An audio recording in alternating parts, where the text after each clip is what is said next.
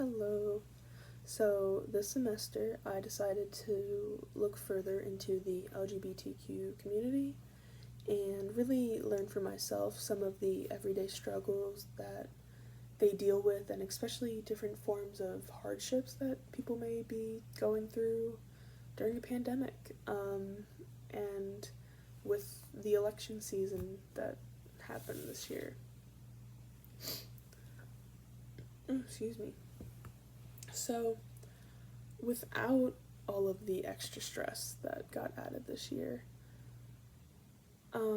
people in the LGBTQ community are way more likely to have mental health issues just due to the lack of resources and support they may have, and just the overall fear and anxiety and everything that comes with adolescence, and just growing up, maybe not knowing who you are, and not and just that just overall confusion. It can lead to a lot of things, and again, if you don't have that support system, then it can be really hard to get through those times. um, a big issue with the pandemic this year was that we had to leave college, and for many people that meant leaving a place where they felt they could be themselves truly, and going back home to a situation where they either had to move out because they weren't accepted in their homes due to how do they identify as, or they had to go back into the closet because their family doesn't know that who they really identify as, and maybe that person isn't ready to come out to their family, or they know that they won't be accepting of it, so it's just safer that way. Either or, you have to accommodate for people in a way you don't want to, and if the choice is moving out, in many cases that leads to homelessness.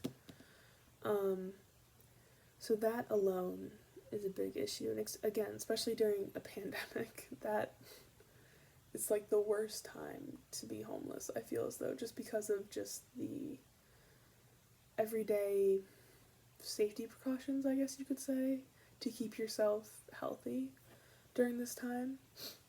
Um, Another thing I discussed and learned more about was Planned Parenthood, and how important and how much of a resource it was for queer people, as it was really a safe haven for them, as because elsewhere they're likely discriminated against or not given treatment because of the fact that they identify as gay or non-binary or whatever the case may be.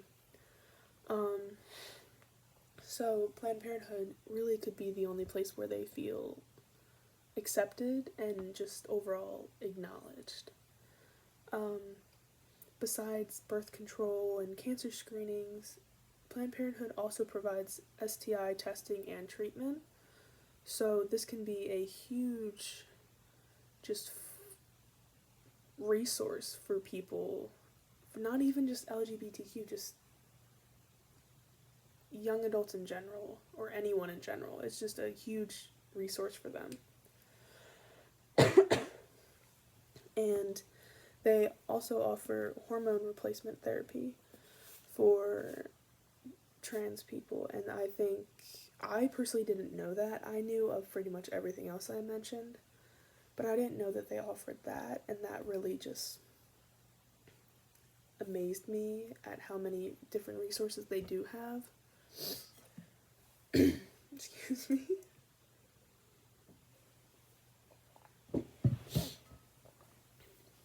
Because not only do they provide medical treatment and emotional resources, like emotional support resources, in person, they also, with the pandemic and everything being locked down and just restrictions, they have further broadened their resources into online formats, so that maybe if you don't have a ride, you can still get out and get those resources in a platform that you are very familiar with.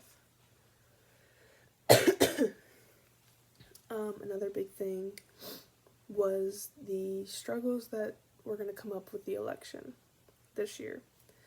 For starters, many trans and non-binary voters were facing problems because of their birth certificates, whether it wasn't changed or just in person they didn't go through the surgeries. Many people feel that they don't need to do these things to identify the way they do, and plus they just can't afford it. So that's a big issue as well. This is important because when we have someone who is very homophobic and transphobic in the office who's running for a second term, it can be scary to have them there, and you want to get them out as quickly as possible. So there were many voters that couldn't vote this year simply because of those reasons. To kind of continue that topic, Trump banned trans people from being in the military, and many of the laws that he has taken his time to try and reverse or get rid of during his time in office were put in place before he was even in office. So the fact that he's taking his time to do something that only affects one group of people, when he can be using his time to do so many more important things, kind of just shows his true colors and where he really stands with the LGBTQ community. And again, even I think it was like a week or two before the election, he elected Amy Coney Barrett to replace RBG's spot. And when that news came out, there was actually a pastor in Missouri who held 4 days of free wedding ceremonies to those in the LGBTQ community so that they could get married pretty much while they still can. Because with ACB in that position, she has the power to really take away those rights, just like Trump wants to. And it can be done just like that, and it's terrifying to even think about. To kind of add to this topic, something that it wasn't in my original article, but I found it later. The Senator Hirano, I hope I'm saying her name right, she actually scolded her during the hearing. She said, "Let me make this clear. Sexual preference is an offensive and outdated term. It is used by the anti-LGBT activists to suggest that sexual orientation is a choice, which it's not. Sexual orientation is a key part of a person's identity, so if that's your view, then the LGBTQ community should be rightly concerned whether you will uphold their constitutional right to marry." That right there, the fact that she said it to her, like, face to face, just made it even better. Because it's something that needed to be said. There were many people that were concerned about her being in this position, and now, later down the line, the fact that she is now in that position as someone a part of the LGBTQ community, it is scary to think about that she has that power to take away the rights that literally anyone else is allowed to have. It's just, I don't know, it doesn't sit very well with me. To continue the discussion of election results and how that affects the queer community, Joe Biden made it very clear that within his first 100 days as president, he would sign the Equality Act, which would amend the Civil Rights Act to prohibit discrimination on the basis of sexual orientation or gender identity by any means. This is a huge step. just in the right direction. It's not, and the fact that he's made it very clear, like, this, it's gonna happen, is very calming in a sense, to just know, like, okay, he's saying this, he's gonna get it done, that's that. And not only with Joe Biden becoming the president-elect, with the 2020 election, we got so many notable firsts within the LGBTQ community. There were many senators, just, I don't actually know the terms, but there were many people in the community who were elected. And this alone just sets the stage for a very hopeful future, and I'm excited to start seeing some positive change.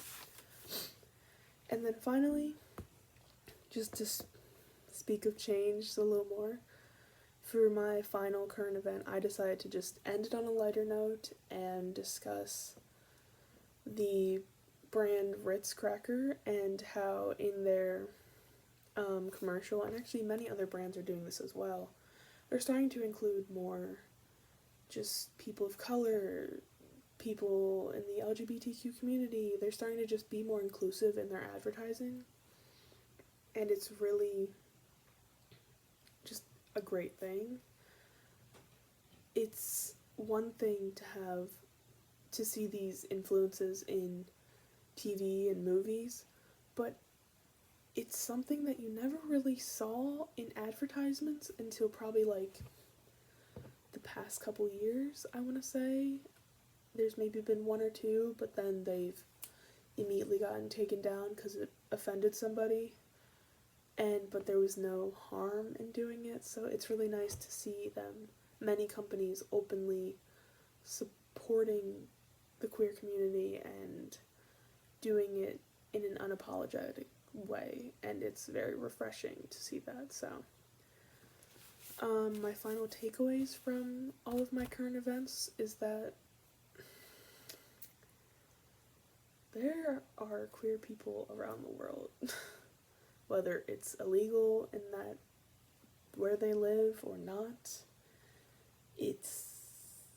We exist. And even something I've thought about recently is that the reason why so many people think that my generation, or that we're all just taking the LGBTQ community and running with it, and we're all just part of it, and we're all queer, and whatever people have to say. The reason why there aren't really many adults that are queer nowadays is because of AIDS. Because there were a lack of resources, there was no support for people back then, that they died. And so we would have so many more people to look up to now if they were still alive today. And that's just something that I've really kind of started to think about recently, and it just, I don't know, it's interesting. Doing all of these projects and all of these research really opened my eyes to what goes on the daily basis, and it was interesting. I'm glad I chose this topic, and looking back, I wouldn't have picked any other topic. So yeah, I'm glad I could educate myself, I could educate my class, and yeah, that's all. Thanks.